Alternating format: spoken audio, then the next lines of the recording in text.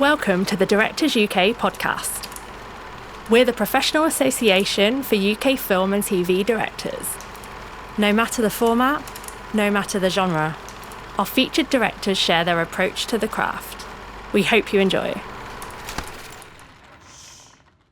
Tonight we have in conversation Kathryn Bigelow with Peter Straughan on A House of Dynamite.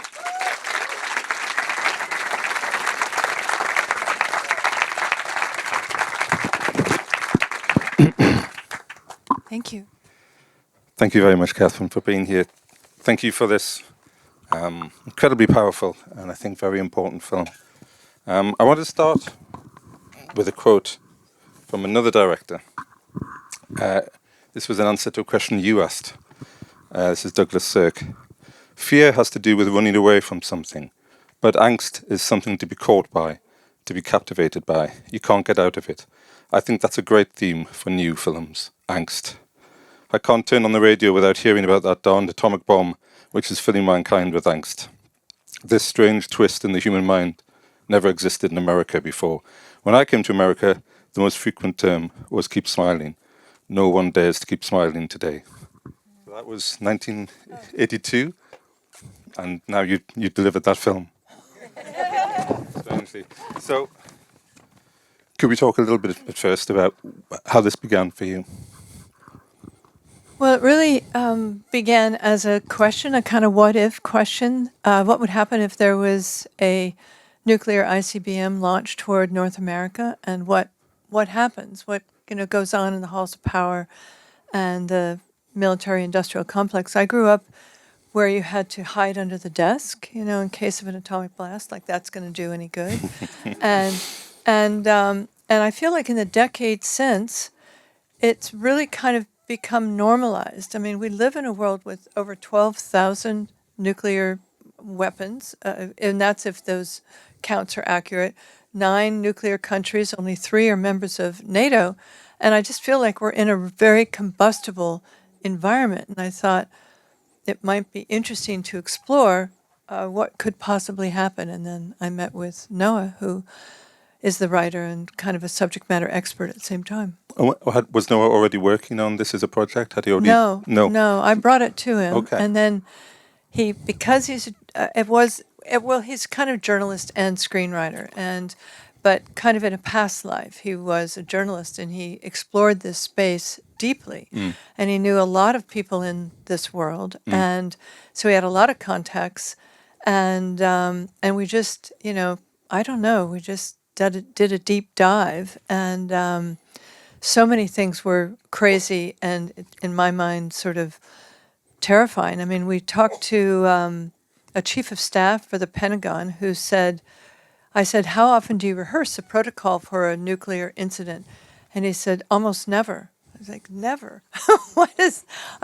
They're too busy, or he said, they were too busy doing other, like hostage negotiation or whatever else is going on, which I understand, but still, there's this kind of chaos and helplessness in a situation that could be so catastrophic is impossible for me to understand. I know. A great moment in the film where Idris more or less says that, isn't it? Yeah.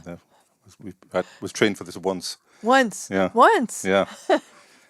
So, and how long did that take to crystallize then and to become this is the project I'm going to be working on? Was that quite quick? Well, it was pretty fast because there was the pandemic and he got COVID. And so he was stuck, inside.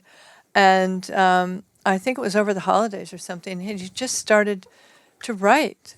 And after about, maybe 4 months later, he had a first draft. Right. And it was pretty far along, actually. So Yeah. it was good. And was there resistance at all from trying to make this? Did people react well to this as a project idea, or? They did. We were already talking to Netflix. My producer, Greg Shapiro, has very good relationships with a couple of executives that work there, and there's one that I know as well. And so we pitched it to them, and they were on board from get-go. I mean, we're very, very lucky how they responded. So That's So great. it wasn't the usual kind of like struggle and, back and forth with notes or script, but it was just very immediate. And also, I had to shoot in Washington, D.C., and the election was coming, and we needed to go immediately. And so there was a lot of momentum behind Useful- us. useful Yeah, momentum. useful momentum, Yeah, yeah. exactly. Good old election. And so Noah, a writer you hadn't worked with before, No. was it a new process working with him? Do you have a preferred method of working with a screenwriter? It wasn't. I don't really have a method. I think I haven't done enough movies to have a method. I wish I did, but it was very collaborative. I mean, I suppose it was very. It just was extremely collaborative, and that's the way I work best, when there's a lot of back and forth, and you can have. I mean, you throw out an idea, and then he takes it and runs with it. Like, for instance, I said, "Look, we have to do it in real time. It's an 18-minute window." And he goes, "Okay, 18 minutes. Well, that's a very short feature." And I said, "I know, but we can break it into thirds, because it's great to see it from all different perspectives. The ground, at the point, from the missile defense standpoint, and then you move up the chain of command. Then you're at the White House Situation Room, and then you're at the Stratcom on the battle deck, and then you're in the Pentagon, and then you're so." I threw that out there, and he just ran with it. It was kind of exciting, kind of amazing. Was that early? That was very early in that kind of breakthrough idea of Yeah. this is how we'll do it. This is Yeah. a Rashomon. Yeah. Yeah. But it's not really Rashomon, because you're looking at, yes, it is. It's kind of a prismatic Yes, Rashomon, yeah. if such a thing exists. Yeah, it does now. Right. It's Yeah. a new structure. Yeah. No, I'm Yeah. kidding. And I mean, I thought one of the things that was fantastic about it was there's always, I think, often with your work, there's this push to reality, to replicate reality as closely as possible. And for the first time, perhaps that includes time, because we're literally moment by moment going through this with them. So it was a brilliant idea. That's all I was going to say there. But it has to be real, because if you're asking an audience to take this in seriously, and you're inviting them into these rooms, these halls of power, it has to be real. I mean, it has to be authentic. It has to be credible, plausible, and so Yeah. that's my feeling. And was research, did that go hand in hand with the drafting, or was there a period of heavy research first of all? Or I think research first, and then drafting, but we were constantly researching. I mean, I went to the Situation Room, and you walk in. It's amazing. You walk in, all the screens go black the second you step in the door. Yeah. It's like, nope, she can't see anything, because Wow. it's classified. Yeah, yeah. But I wanted to see it. I was with my production designer, and we wanted to see it physically. What is this place? And this is where everything, kind of, it's the nerve center, I suppose, of the world, and everything, all information, all data flows through this place, and then gets collated and briefed to whoever the person is that needs to be briefed. And then the other, the other place we went to was a battle deck, Stratcom. We were very fortunate, because we had these wonderful tech advisors who were very, very helpful. And again, they were retired 4-star and 3-star generals, and they also felt the importance of accuracy and keeping it authentic. So they invited us to see the Stratcom, that was crazy. I mean, that's as it says in the movie, X amount of floors underground. I have no idea how far underground we were, and it's the battle deck. It's the nuclear umbrella for America, which is. I don't know. It's the center of the world. It's the center of the world, a world. Yeah, a world. Yeah. Yeah. Do you think your past work, the sort of the trilogy, as it were, opened doors? No, I know it did. Yeah. I know it did, and I think they felt that the military had been handled with a degree of respect, and so that was definitely helpful. I mean, it wasn't going to be a satire, and they knew we wanted to make it very real. Yeah, yeah. The kind of the limitations in a way of extreme realism, the confines of okay, that's not plausible, so we can't do that. We can only do what would actually happen. I feel like you kind of like setting yourself those limits. I mean, the Hurt Locker's like that, and I do. I think. Well, I think there's, and I think we've spoken about this on that initial conversation we had. Is there's a kind of intersection between entertainment and information, or entertainment and journalism. I think a film has the potential to be very journalistic, and journalism can also be entertaining. I suppose you could reverse it, but I think it's important to I suppose learn something from a film in a way, and also be entertained. I mean, obviously it's a thriller, but at the same time, hopefully it's some information that we didn't already know, like about the nuclear stockpile, or about what would happen if, I mean, we do have all these crazy test launches that go up and down, but then when the inclination is flattening, that's not a good thing. yeah. Now you know. Now we know. Now we know how chilling that phrase is. Which I Right, didn't know something before. else to worry about. And do you have ambitions for a kind of real world effect for a film like this, that this could become part of the conversation? Well, I think that, I mean, certainly as a filmmaker, you kind of fantasize that a conversation could come from this, and it's sort of a call to action in it, in and of itself. But I look at it more as a warning. It's something that, do we want, or it's a question I ask myself, do we want to live in this world that's so combustible? Is there not anything we can do about it? Yeah. And so that's... Absolutely, yeah. And there's something wonderful, isn't there, about being able to draw back the curtain on this sort of Wizard of Oz world that we don't normally get to see. Yeah. I was staggered by the notion that is it 61% chance of you shooting a bullet with a bullet, Yeah. and that's it. That's your chance of stopping It's it. coin toss. Yeah, That's it's it. incredible. It's only $51 billion. What do you expect? Yeah. Can I just ask one? This is a general one, and then we'll get down to some nuts and bolts stuff. But to go back to the Douglas Sirk comment, I feel like there is a lot of dread, certainly in the trilogy, maybe in all of your films, and outsiders, and sort of and secret worlds, or worlds that we don't normally have access to. Do you know why you're drawn to this again and again?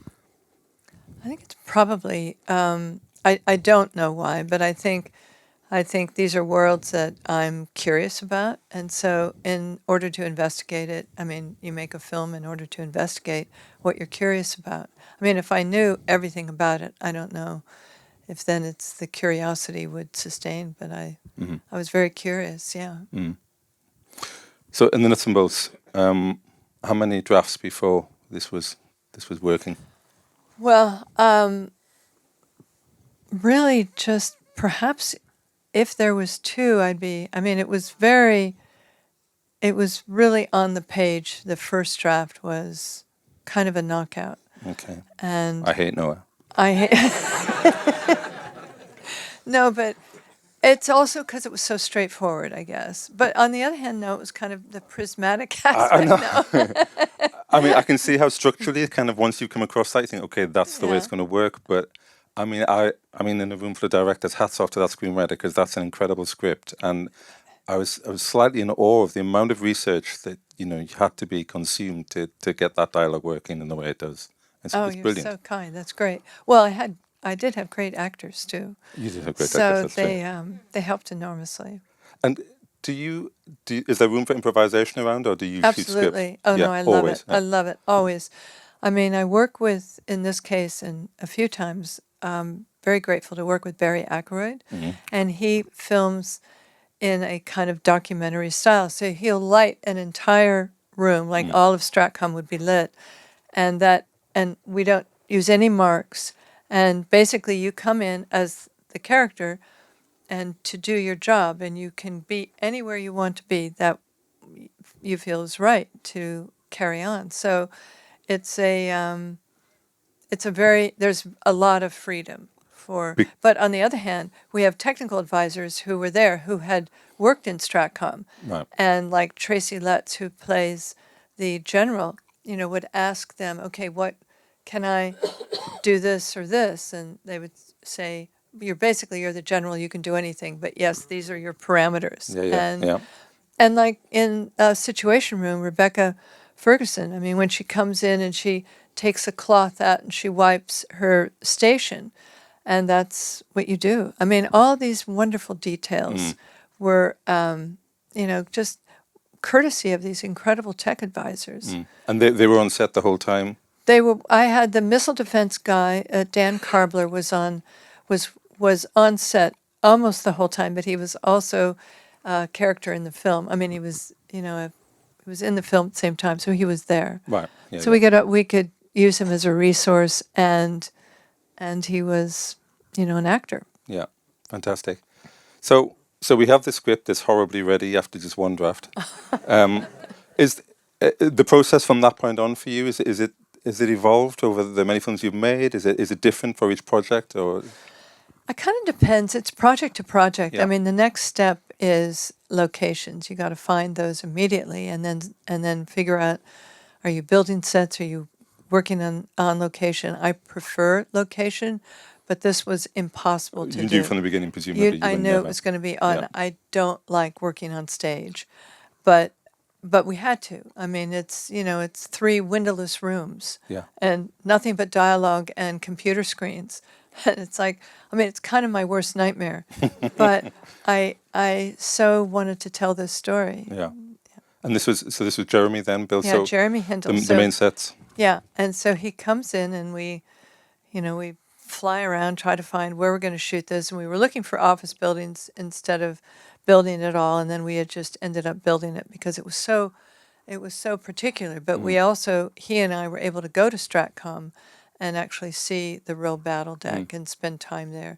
And that sign, the big board, that's in Stratcom. Okay. Yeah, we were shocked, Yeah.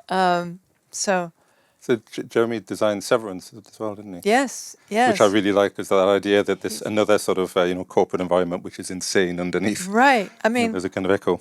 he's a genius. And these were wraparound sets. There were 4 walls. Yeah. Yeah. Oh, yeah. Ceilings, everything.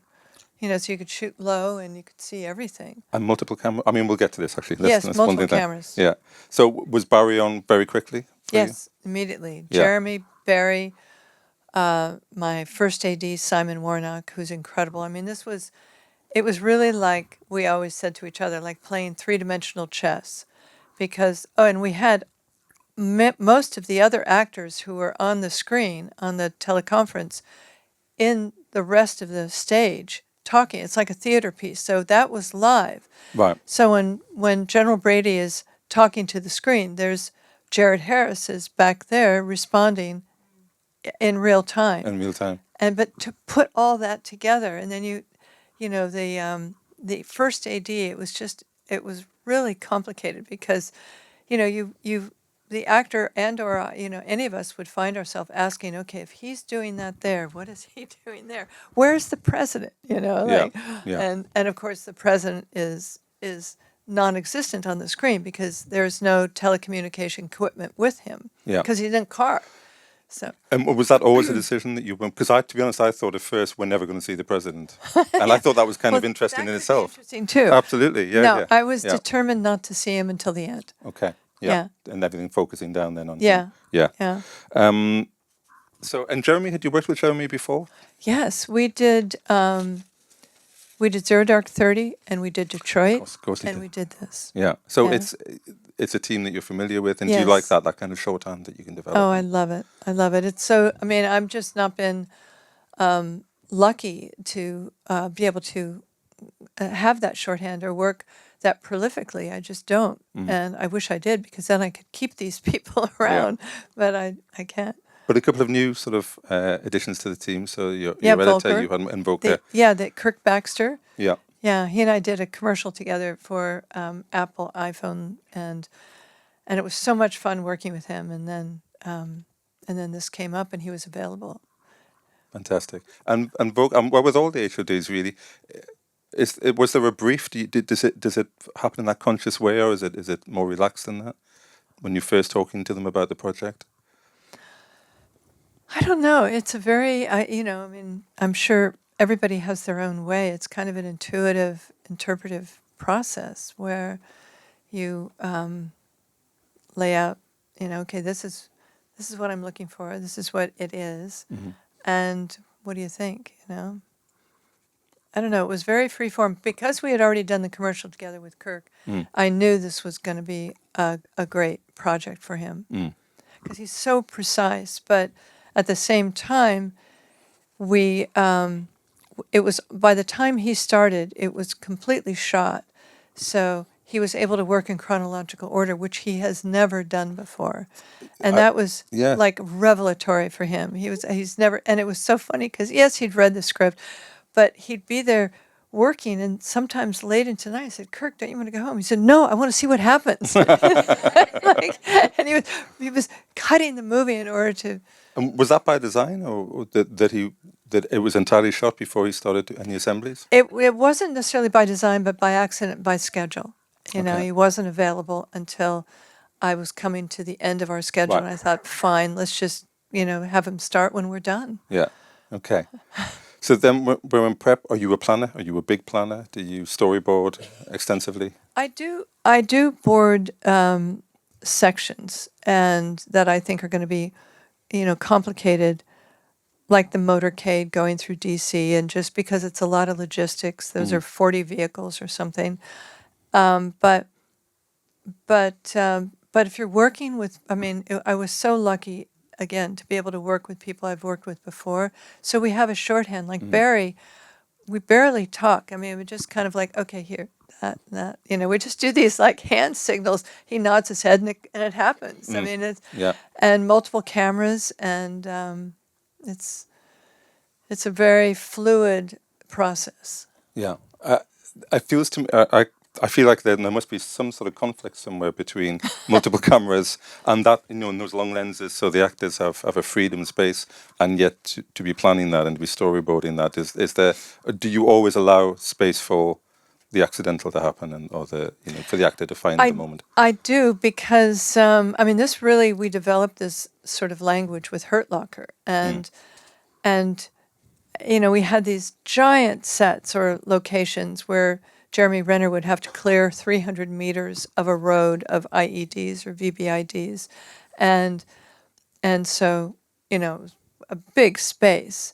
And he'd be walking around the Humvee, and there'd be a camera there, and like, okay. But then the second take, what Barry does is he switches it up, take to take. So Jeremy would walk around the Humvee, and there's no camera there. He goes, "What's going on?" And I said, "All you have to do is do your job. It's your job to clear the space." So it becomes very simple. And then at least I'm told that the actor really appreciates the freedom of not having to worry about marks, not having to worry about where the camera is. And yes, you can have some shots that are out of focus, and that was a great thing with Kurt. There'd be this shot that I just loved. Yes, it's soft in part, and then it comes back, then it comes into focus. And he'd be like, "But we can't use it." I said, "Yes, you can." And he began to realize that it's okay. Like there's sort of a kind of, I guess the hand is in it. It's a very, it just becomes very immediate and doesn't feel quite so precious and antiseptic. But multiple cameras. So is there always a close shot in play, as it were? There's always close, but he loves to shoot kind of outside the circle, and shoot down the line, and then he'll put somebody crossing that hero angle, let's say, and then a deep camera and wherever else the space allows. So right. It's kind of free form, I will have to say. Is it kind of exhausting for the actors because they're never thinking for actors? No, this is just a long shot, so I don't have to. I'll just give it 50%. No, because what's interesting, I was just talking to Rebecca Ferguson. We were doing another Q&A earlier, and like there's that moment where she turns her head and she's trying to not cry, but unfortunately she's failing a little bit at it. And then she looked up and there was a camera, but it's all captured. I don't know how to say it, but it's a very, it's very, very immediate and very fluid, extremely fluid. One of my favourite little moments is Gabriel as Barrington. Is it Barrington? Yeah. Jake Barrington. Jake Barrington. Jake Barrington. Yes, when Jake Barrington. When he's talking to the Russians, and there's just a little half line where he says, "My wife is pregnant," and then breaks off. Yeah. It's very small. Yeah. It's like the heart of the film is fantastic. Yeah. I was reading a book about the design of submarines, deep sea submarines, and they talked about the crew as the soft parts. And I thought, well, that's kind of like your films, these rigid systems that have the soft parts in them, and the intersection is kind of where the story comes from. And I thought that was a great example of it. I think it's such a beautiful moment, and lovely little bit of performance by Gabriel. It was great. Oh, thank you. I'll thank him. I'll thank him if I ever see him. So in terms of casting, was it a long process to find the right actors for the parts? No, actually, that was fairly immediate. I mean, it was. I had a wonderful casting director, Susan Scheel, and we just again wanted somebody who could make it as real and honest and truthful as possible, and had a wonderful facility for. I don't know, for owning it, owning the character, the space, the moment, the story. Yeah. And I mean, again, I don't do almost no rehearsal, but I do. I don't know. It depends. It's actor to actor. It depends on what is needed. Oh, and no rehearsal because Very little rehearsal. Because it can blunt the reality of it in some way. It can or get a use little them up. mechanical. You know, I don't want to feel like they've said that line 20 times before. Yeah. I want everything to be immediate, as if it just happened then. You know. This is maybe a silly question, but was there a level of star that would have ruptured the reality of the world? If I don't know, but the thing is, if somebody comes in who has a tremendous legacy, let's say, then that you kind of, it's a struggle to see that person for the first time as that character. I find, I'm trying to buy him or her as X, and there's a lot of baggage. That's what I wonder, because for some reason I was sort of thinking Idris. I can accept Idris as the president. Brad Pitt would have pushed me out of the movie. It's that kind of, it's a strange level, isn't it, that you can hit. Right. Idris is amazing, in my opinion, to work with. Oh, he's extraordinary. Oh, he's fantastic in the film. I mean, just great cast everywhere. I mean, Rebecca's fantastic, and Jason Clarke, who's just wonderful. Tracy Letts, amazing cast, great cast. And do you like working with actors? I love it. Has that always been comfortable for you? Yeah, it's very comfortable. I mean, I think, I can get a little intimidated if they're all great, but like Jared Harris. This is Jared Harris. This is Tracy Letts. I don't know. I can kind of, then I think, all right, they know what they're doing. It's going to be fine, But I'm in awe of their talent, I suppose. And different actors needing different things from you. Are you quick to work out what they need from you? I try to be. I mean, because every second is, the dollar signs are ticking. So you try to get that in, maybe in just your back and forth before the take, just kind of getting to know them, getting to know the person. But I'm also, I tend to be a bit shy, so I'm not going to just come in with, okay, do this, do that. I would never tell somebody what to do, to be honest. Right. If it's not quite there, would you just rely on another take and let's let it gradually No, I wouldn't. I would say why we're okay. I try to find a way to adjust it. Maybe it's a movement. Maybe it's okay. Go. Like let's try it across the room or something. I try to find a way to adjust it. Usually physicalizing it.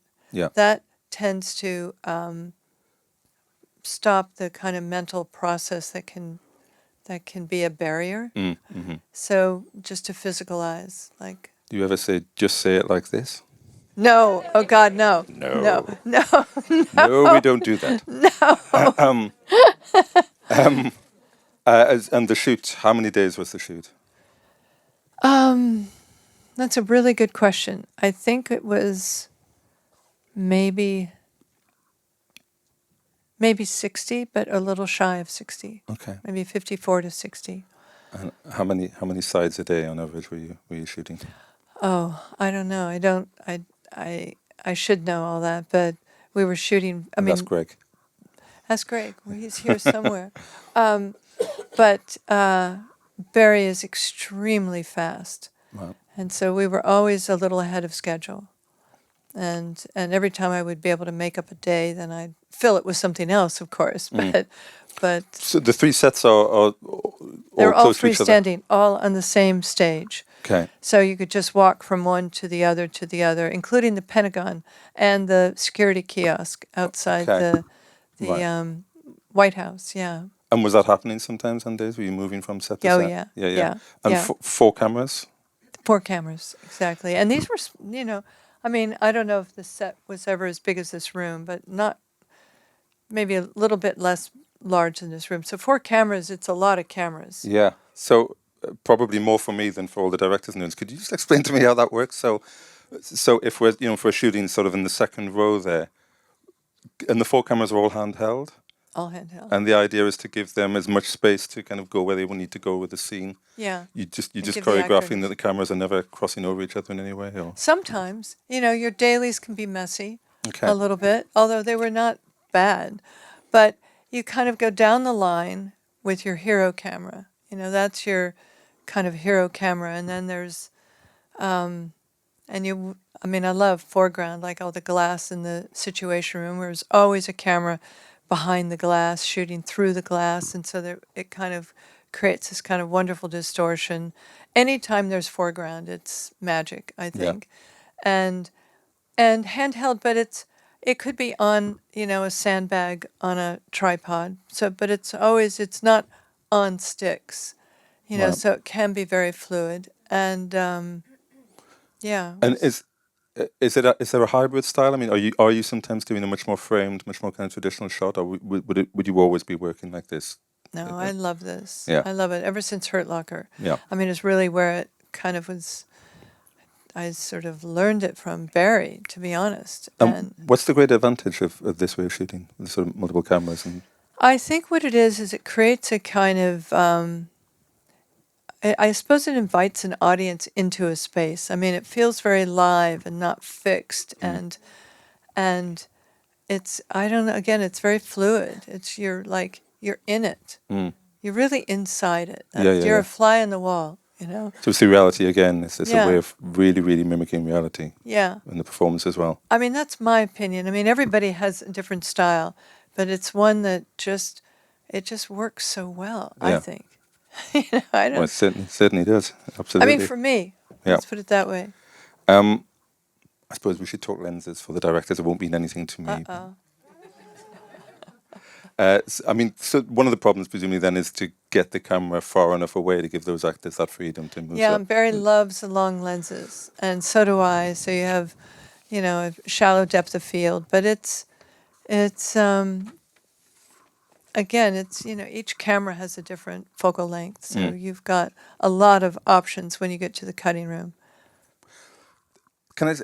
We've already sort of touched on this, but I do find it really interesting that there's such a drive towards reality to making this as real as possible. So the production design, for example, this is what it looks like. This is really what it looks like. Does that squeeze the aesthetics out to some extent because you have a much narrower band of choice? It's a good question. I still think there's, I would say it's function over form, but there are, there's definitely aesthetics in some of the choices. Like I think these spaces are extraordinary looking, and even though they're completely real, I mean, or it's a replication of reality, then you have Gettysburg, which is this kind of crazy, fabulous throwback to, yet I suppose, looking at it, we are defined by war. We are a civilization defined by war, and that's sort of the, I suppose, the kind of undercurrent of a thesis tucked away in there.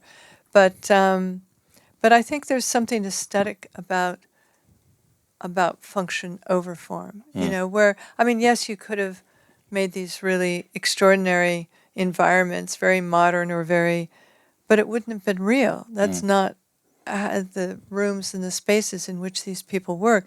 And it's another thing to be reminded of the men and women who are working 24/7 to keep us safe so we can have this conversation. And they're right now, they're in these rooms. These are 24/7 rooms. And thanklessly, you know, just toiling away, doing their job. And so that was, you know, another aspect of it to keep it extremely real. Music, a fantastic sort of creeping dread score by Volker. Do you enjoy working with composers? Is that it?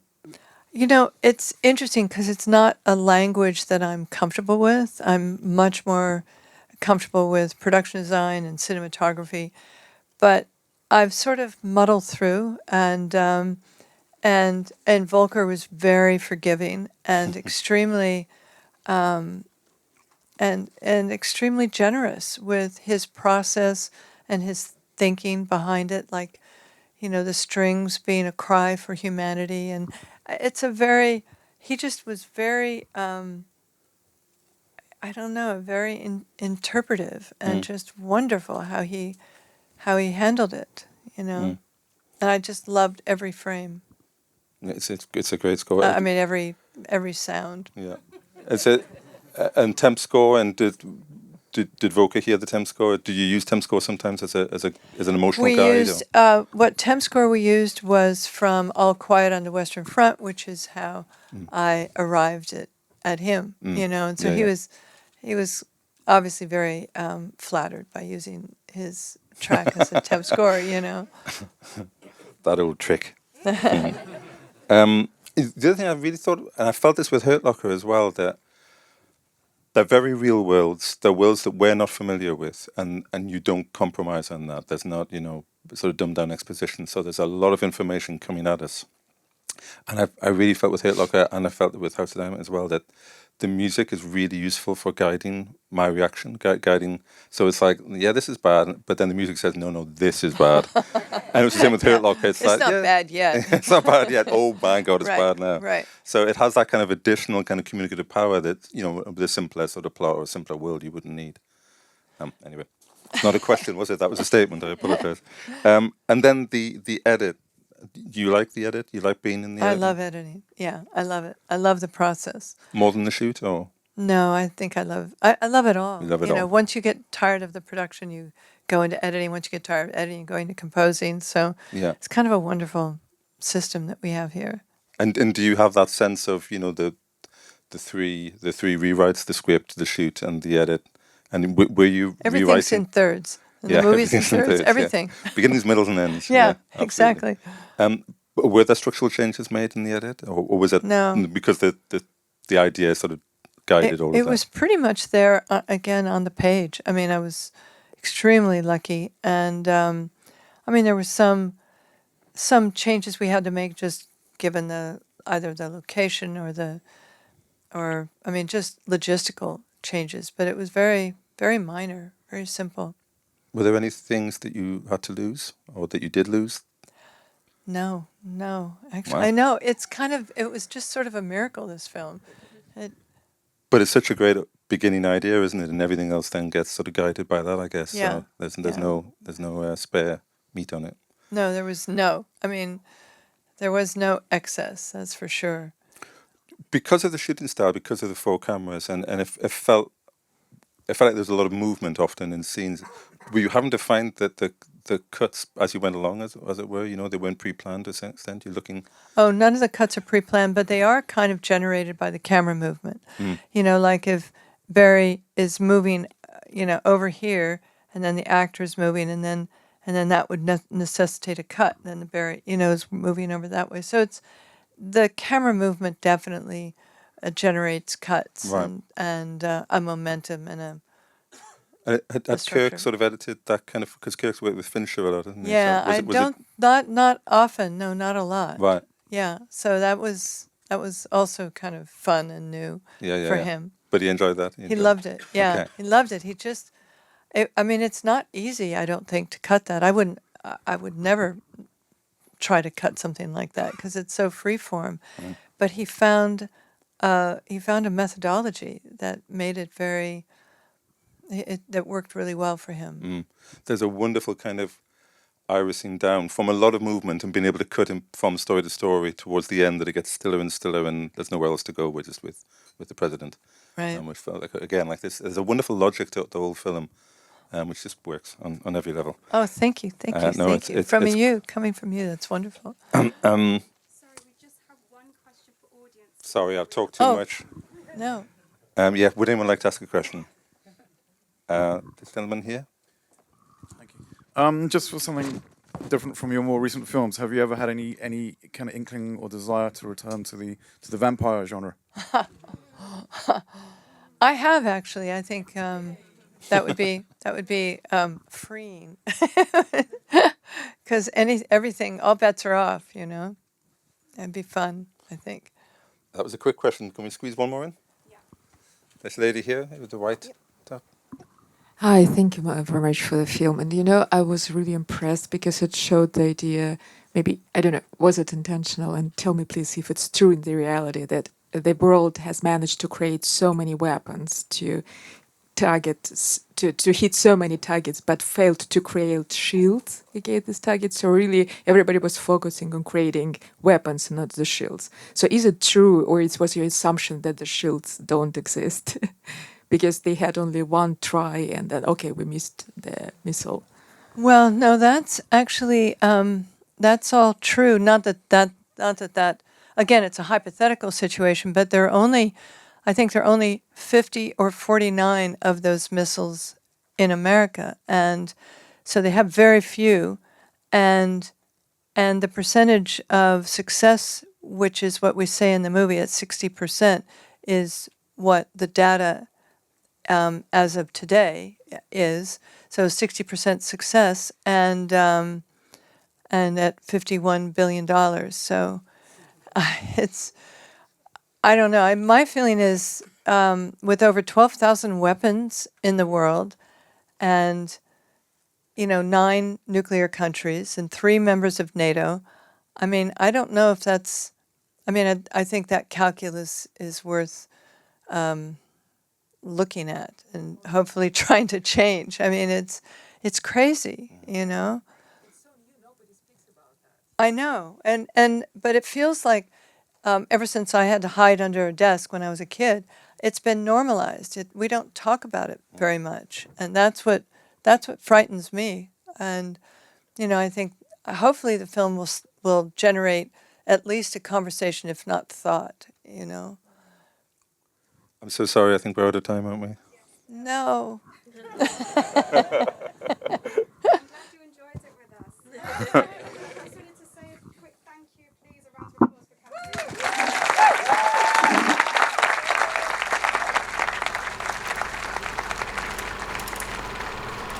This podcast was recorded at a Directors UK member event. You can hear plenty more directors in conversation by subscribing on the usual streaming platforms. Follow us on social media and find out more about us at directors.uk.com.